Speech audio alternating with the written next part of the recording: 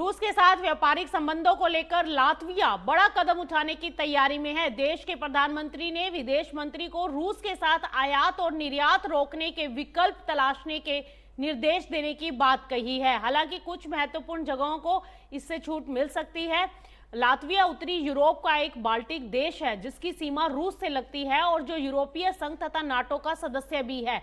Latvia के प्रधानमंत्री एंड्रिस कुलबर्ग्स ने संकेत दिया है कि उनकी सरकार रूस के साथ व्यापारिक संबंधों को और सीमित करने की दिशा में काम कर रही है। उन्होंने कहा कि वे विदेश मंत्री बेबा बार्जे को रूस के साथ आयात और निर्यात को रोकने के लिए समाधान तलाशने का निर्देश देंगे। प्रधानमंत्री ने साफ कहा है कि रूस के साथ व्यापारिक संबंध बनाए रखना देश के हित में नहीं है।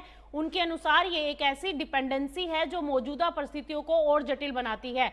हालांकि उन्होंने ये भी माना है कि कुछ क्षेत्रों में तत्काल बदलाव आसान नहीं होगा।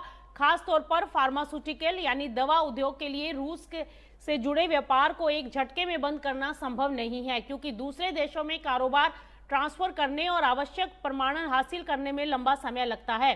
कुलबर्ग्स ने यह भी कहा है कि दवा कंपनियां पहले से ही रूस पर अपनी निर्भरता कम करने की दिशा में काम कर रही हैं, लेकिन ये प्रक्रिया रातों रात पूरी नहीं की जा सकती।